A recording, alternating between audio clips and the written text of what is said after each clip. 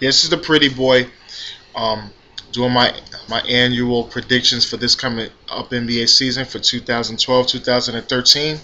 Right now, I'm doing a preview of the Southeast Division.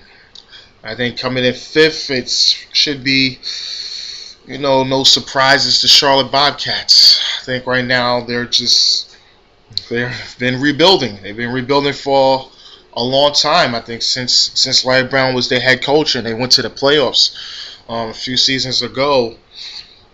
Last year, they probably statistically they was the worst team in the history of the NBA. I think Jordan right now. I think getting Michael Kidd Gilchrist as the first pick in the draft as their first overall pick was a good thing. I think it was a good pick for them. Um, they brought in Ben Gordon, a proven NBA scorer. Um, that's going to help. Also, there's kinetic connection with him and Kimba. They should be kind of formidable. They're still a work in progress. I mean, they still got Tyrese Thomas. There's a lot of holes there. I think Mike Dunlap, the new head coach, it's going to be a real work in progress. Again, I think they should win more than 7 games. I mean, the 82-game season, I probably got them doubling that. Around 15, 14 wins.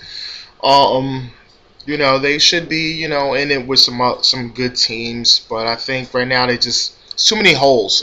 They need scoring, just identity, and I think Jordan just need probably, just something to get into the right place. I think Michael Kidd Gilchrist, he's a good player. The guy got a motor. If you ever seen him play, he has an unstoppable motor, and that's a good thing. I see him as somewhat of a Gerald Wallace type player, which is good. Um, and I think with the other guys that they got in, they should be able to be, should be formidable on most nights. Okay, coming in fourth, I got Orlando Magic. With the drama and craziness that happened with Dwight Howard and the contract and everything that happened with, I don't really want to talk into that because everyone knows what happened. Should he or shouldn't he? The situation with the coaches, with this guy losing his job, Van Gundy, and also the general manager getting fired. Also, it's been crazy. It's been crazy, and for the deal that they got for getting Dwight Howard, I mean, you get Mo Harkless, Al Harrington. You're not saying you're not getting something too much in return, because I think that the Brooklyn deal would have probably been the best deal from a standpoint where it would have been benefit for both parties.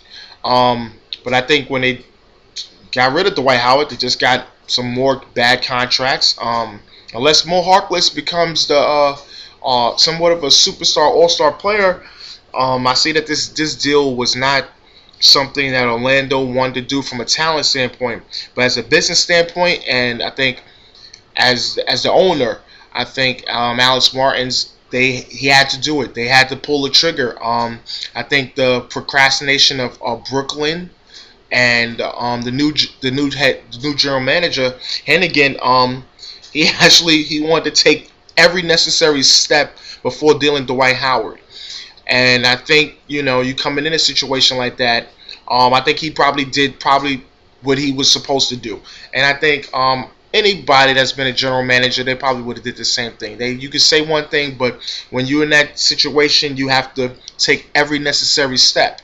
Because Dwight Howard brings a lot of money to that franchise. That's the only franchise they have there in Orlando. It's just Orlando Magic. So from that standpoint, I think they just had to wait, and then there was the only deal that was on the table was the deal with the Lakers and Philadelphia. Um, but coming in at 3, I think Washington Wizards, my man John Wall. This season, I got them running around 30 wins. People got them probably doing a little more, maybe doing a little less. It's flippy floppy. I'm somewhat in the middle. Right now, I think for them to be in the playoff mix, John Wall, he has to step up. He has to step up and he has to be that great player. And when I say that great player, he has to step in and be an all-star caliber point guard. He has to do it all. He has to rebound. You got to assist. You got to do everything for your team to win. You got to play. You got to play with just a unstoppable motor, all heart, and you get your other guys fall in line. I mean, you got Nene, you got Okafor, you got you got some veteran bigs. Got Ariza with his long length, and you got the young guy Brad Beal with his upside or what he can become. He could be the next Dwayne Wade.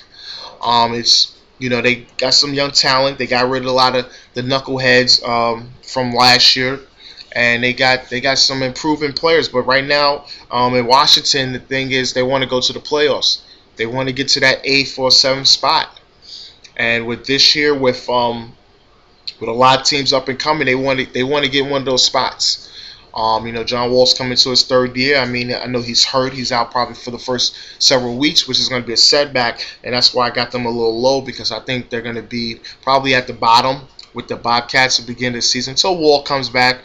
And then say he's on bar, he's healthy and everything. It should be, they should float around a little under 500, but I got them missing the playoffs. Second, I got Atlanta Hawks. Around 35 wins. They gutted their whole team. I think they got rid of Marvin Williams, bad contract, which was good. But get rid of Joe Johnson. For a lot of people who think Joe Johnson is a bad contract, but obviously he's still their best player, their franchise player. Even though he's not a franchise marquee guy, but he was their best player, and he was the staple for that team for several amount of years since he came over there from the Phoenix Suns. I think losing him and for what they got in return was a lot of expiring contracts. New GM Danny Ferry, his idea is right now he's shedding contracts. They want to get under the cap. I think the owners and everybody, the new owners that they got there, I think they're happy with that.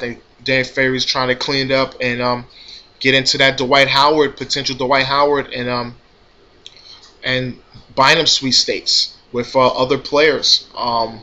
But they got some pieces. I mean, they still got Josh Smith. I feel that he may get dealt at the break. Still got Al Horford. What's his name? One of the best big men in the NBA, probably top 5 centers. Even though he's really a power forward, but he's undersized, but he's always formidable. He'll get a double for you.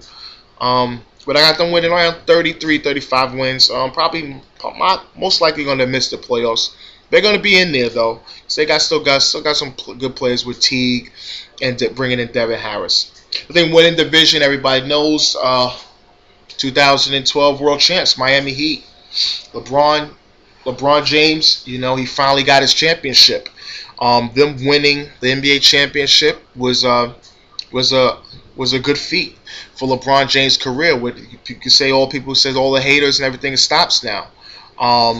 They're bringing back everyone now. They're bringing back their guys. 2 new players. The 2 biggest players that they bringing back is Rashard Lewis and Jesus Shuttleworth's Ray Allen. Now, Ray Allen, a lot of people will say, wow, of all the teams for him to come back to, he comes to the Miami Heat, the dead rival, the Boston Celtics.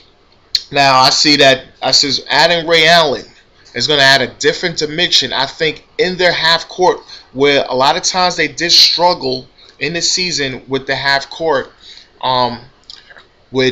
Should LeBron do it? LeBron should dribble to the pass, or maybe he get on the post.